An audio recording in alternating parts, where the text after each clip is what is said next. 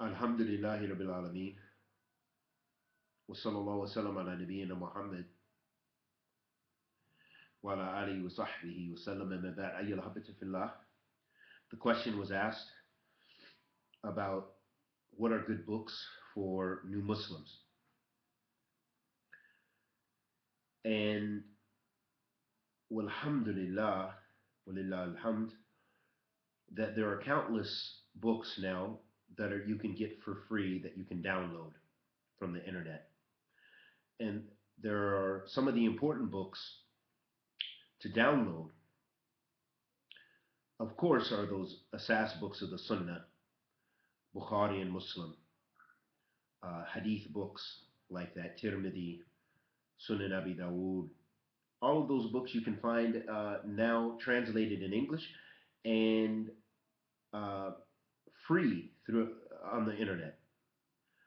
Other books that are important, especially with regards to creed, Aqidah, books like Kitab al-Tawheed by Sheikh Muhammad ibn Abdul Wahhab, rahimahullah ta'ala. Books like Usul al-Thalatha, also by Muhammad ibn Abdul Wahhab. Books like Aqidat al-Wasatiyah by Sheikh al-Islam ibn Taymiyyah. Books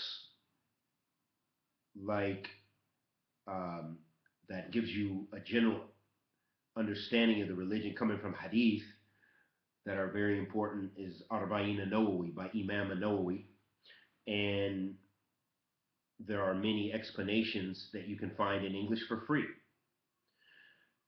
Also, books, many on the Salafi websites, there are many translations out now, some of them which are free that you can gain. Many of short books usually, but books pertaining to the Salaf and the four madhahib, the madhab of Imam Ahmed, the madhab of Imam Malik, the madhab of Imam Shafi'i, and the madhab of Imam Abu Hanifa. There are some good books that talk about their Aqidah and the Aqidah, the creed of Ahl Hadith as well, that you can get a lot of these things you can download free. And it's simple. You can simply type it in Google in the search engine and find a lot of these books for free in PDF format. As far as purchasing books, and also books like Sharh Sunnah Imam Barbahari, there's tons, countless ones. The books that you might want to purchase because maybe it's difficult to read online or difficult to read on your computer screen are those books that I mentioned, especially for beginners, uh, like Kitab al-Tawheed and Arba'in al-Nawawi by Imam Nawawi, as well as Usul al-Thalatha, Qawaid al-Arba, and especially with explanations. Those books with explanations of those books. And you can find Sheikh Salih bin Fawzan's explanations in English for many of those books.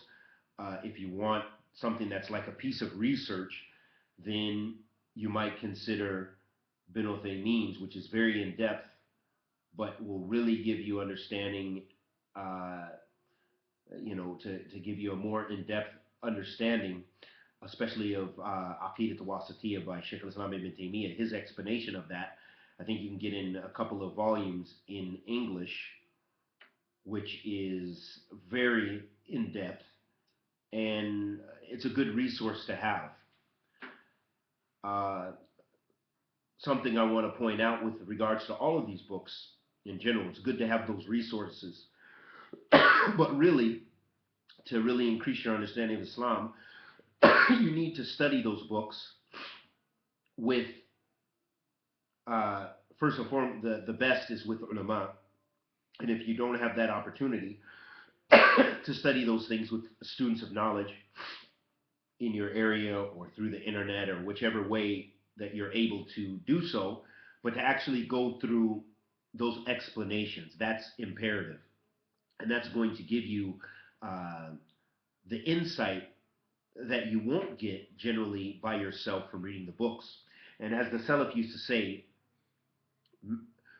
من